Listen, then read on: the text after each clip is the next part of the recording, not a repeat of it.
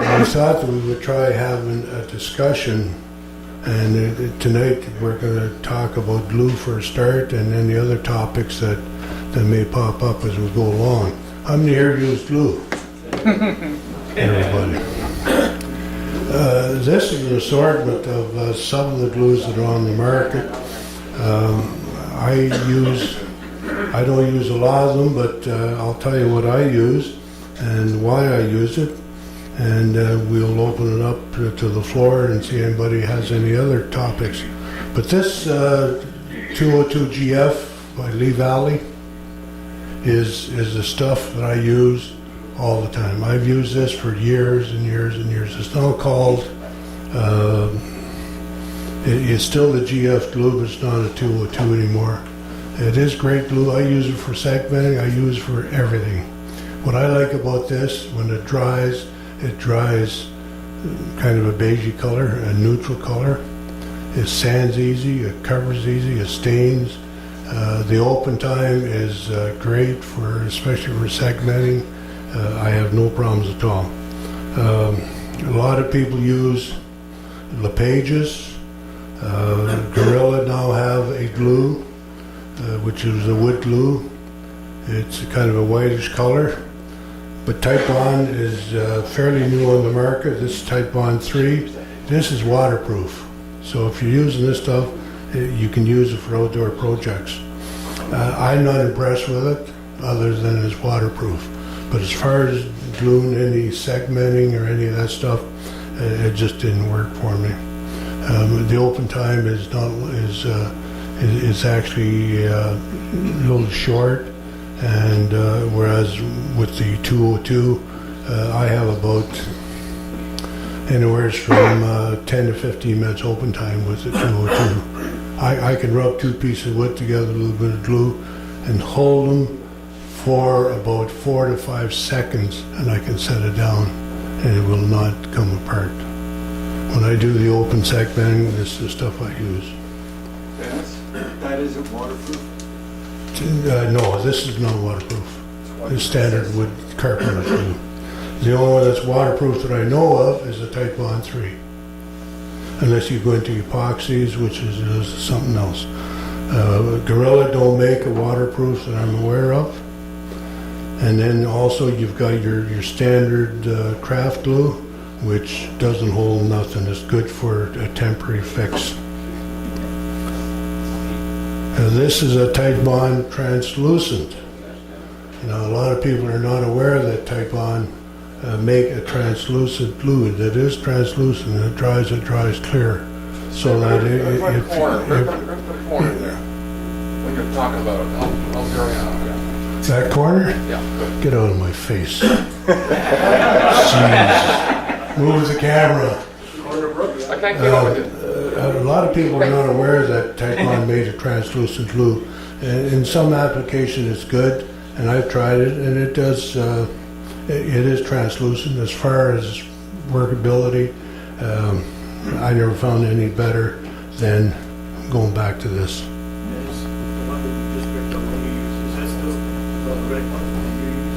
This one? Does it still come under that? Yep, that size. Yeah, it's still use that same name Yeah, it's the exact same. It's not 202 GF though. I'll look it up. Check it out, Rob, but it's still available. It comes in this size. They claim that a ball, you should use it for a year and then throw it out. This one's June 2014. I have no problem using this. I would use this and would not be concerned with the joints failing. It doesn't creep, which is a bonus when you're segmenting. Some of the other glues will do a lot of creeping. The 202 will not. Will the Type Bond 3, will they creep? That I don't know. I've never tried it that way because I don't like the open time on the Type Bond for segmenting. The other glue that is good is the polyurethane. What used to be the Gorillas. Now everybody makes it. It's a polyurethane. It's great for doing pens. because once it dries, it foams. It's a gap filler, which is a bonus in a lot of cases. You can use it for woodworking, but it does leave a gap, and it'll be a dark gap, foamy as well. Dennis, there's the. What's it called? 202? Yeah, it's 202. Okay, so it is still called 202. So that container's worth about $14 basically. Yep. It'll last you, well, it depends on what you're gluing. This will do me a couple of years. So the polyurethane is good for pen turning or any place that you're gonna need a gap filling glue. The crazy glues, the cyanacrylate, this is a medium density, and it's not getting to be a thick, so it's on its way out. And this is a what they call a CA wood finish. It's a super thin glue. It's just like water, and it works great. Now, when you're using the crazy glue, some guys use them for gluing their pen barrels. Some use it as a finish on pens. It works great for that. But I've now since found Dr. Workshop finish much better than the CA. When you're using CA glue, I didn't bring it. This is the accelerator for it. When you store this, don't store them together like that on the shelf, because in probably a week, not even a week, this glue will be harder than hell. It'll be useless, and this will probably be down a little bit in the finish. So keep these apart. I mean, you store these. I store them in the drawer where it's dark and it's cool, and it will stay. This bottle here there's no date on it. It's probably 2-3 years old. It's still usable. No, well, stored in the fridge, and as long as it hasn't been opened. Once you open it, then the air will get added and will actually cure. There is a debonder. Whatever you do, whenever you work with CA glue, have the debonder within arm's length. Don't be working over here and your debonder sitting over there and you're stuck to your lathe and you can't reach that bottle of debonder. You're SOL. You'll either sit there until somebody comes in and chops your finger. The top's glued on? No, I didn't do it. So you need 3 containers to use this? Yeah. 3? Make sure that when you use it, bang it on something, let the glue drop down to the bottom.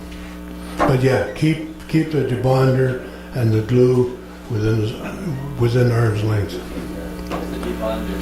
The debonder, I didn't bring it. Just a spray. It's a nail polish remover is all it is. Spray it on your finger. Use acetone, right? Or acetone will work.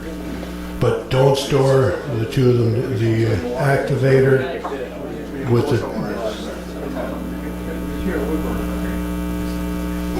glue on the same shelf. The other stuff that is useful is a Super 77 spray adhesive.